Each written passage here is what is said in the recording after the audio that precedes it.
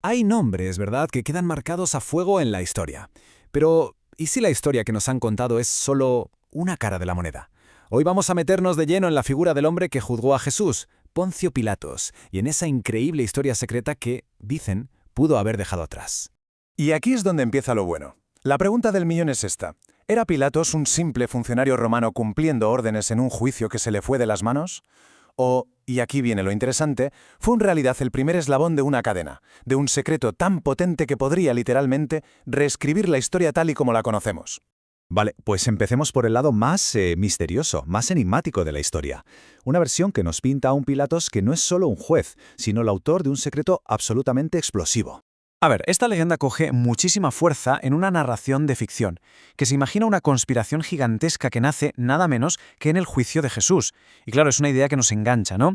Esa fascinación que tenemos todos por las verdades ocultas, por esas conspiraciones que duran siglos. La premisa, hay que reconocerlo, es fascinante. Porque no hablamos de una confesión de culpa en plan, lo siento, no. Es algo mucho más gordo. El primer documento en el que el poder político admite, negro sobre blanco, que prefiere el orden a la justicia. La idea de que Pilatos no solo se lavó las manos, sino que dejó por escrito la justificación de esa mentira necesaria del Estado. Venga, sigamos el rastro de este supuesto conocimiento prohibido. Según esta leyenda, el manuscrito se entierra y, 1000 años después, lo descubren los caballeros templarios. Y de ellos, la custodia pasa a los Illuminati de Baviera. Fijaos, es una auténtica cadena de custodia de la verdad, una verdad sobre la naturaleza del poder que atraviesa los siglos. Pero, a ver, ¿qué es lo que encontraron exactamente los templarios? Porque según esta historia no era solo un papel, ¿qué va? Era un cofre sellado por el mismísimo Pilatos, que contenía restos humanos, una tela con una imagen, ya nos imaginamos cuál, y el famoso cilindro con la confesión. O sea, un tesoro capaz de hacer saltar por los aires los cimientos de la fe. Claro, aquí está la clave de todo. Quien tuviera este secreto en sus manos tenía un poder inmenso. El poder, ni más ni menos, de cambiar la historia, de plantarle cara y destruir el sistema social montado por la institución más poderosa de su tiempo. Y aquí es donde entran en juego los Illuminati. En esta leyenda no son los de las teorías de la conspiración que todos conocemos, no. Aquí son los herederos directos de los templarios. Su misión es clara, usar esa misma razón de Estado de Pilatos para desmontar el poder de la Iglesia y llevar a la humanidad a un nuevo orden, uno supuestamente libre de dogmas. Vale, muy bien. Esa es la leyenda. Y es una trama que te atrapa, la verdad. Pero ahora vamos a poner los pies en la tierra. ¿Qué nos dice la historia, la de verdad, sobre el hombre que está en el centro de todo este lío? Pues para encontrar esas respuestas hay que dejar la ficción a un lado y tirar de historiadores. Análisis académicos que intentan separar el grano de la paja, la memoria de los hechos. Y lo que nos ofrecen es una visión, radicalmente diferente del prefecto de Judea. Y es que la historia nos pinta un cuadro bastante más normalito, más mundano. No vemos a un guardián de secretos, sino a un burócrata de nivel medio, un tipo del orden ecuestre con una carrera pues sólida pero tampoco una maravilla, al que le cayó la china de gobernar una de las provincias más conflictivas y volátiles de todo el imperio. El meollo de la cuestión, el quid de todo el juicio, fue una maniobra legal y política de manual. A ver, la acusación judía, la del Sanedrín, era por un delito religioso, blasfemia. Pero eso a Roma le daba igual, no era su competencia. Así que, para obligar a Pilatos a meterse, tuvieron que cambiar la jugada. Convirtieron el cargo en un delito político, sedición, proclamarse rey. Y eso, claro, era una amenaza directa al César. Ahí sí que Roma tenía que actuar. Y claro, esto lo cambia absolutamente todo. Desde el punto de vista de Pilatos, el juicio no iba de una verdad divina. Iba de gestionar una crisis, de mantener el orden y defender la autoridad de Roma sin que le montaran un pollo tremendo. Ese era su objetivo. Era la verdad con mayúsculas de una persona contra la razón de Estado. Y ya sabemos que eligió Pilatos.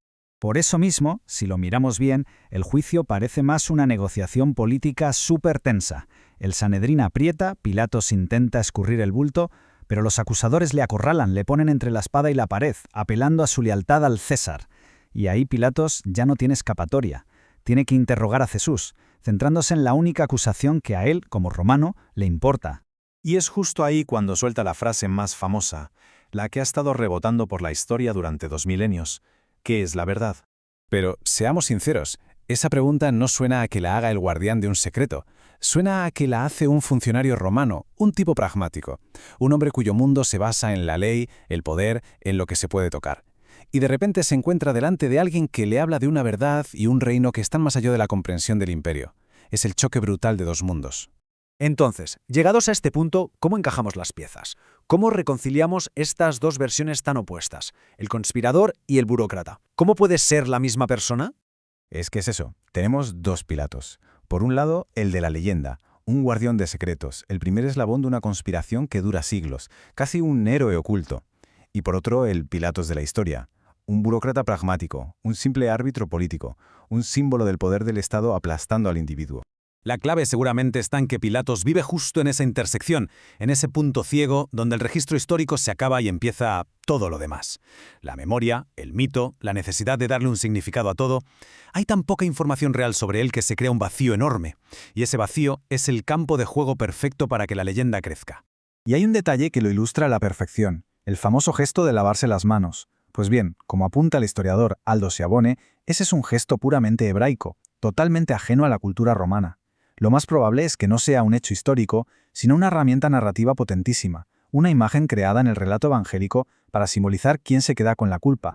Al final, lo que hace que esta historia siga viva es que el dilema de Pilatos es eterno. El sistema contra el individuo, el orden contra la justicia. Él fue, en cierto modo, la primera gran burocracia que se lavó las manos. Y si lo pensamos, hoy pasa lo mismo. Los líderes, las grandes corporaciones, se lavan las manos delegando decisiones éticas a los algoritmos, a los términos y condiciones. Se repite el patrón, se sacrifica al individuo en el altar del sistema. Pilatos se dio cuenta de que es mucho más fácil ejecutar a un inocente que reformar una institución. Y esa es una verdad que hoy, en la era digital, nos golpea en la cara.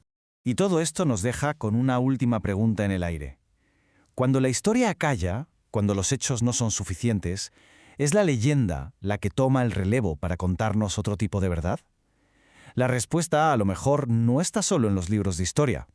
Quizá está en la verdad que cada cual decide construir a partir de esos silencios.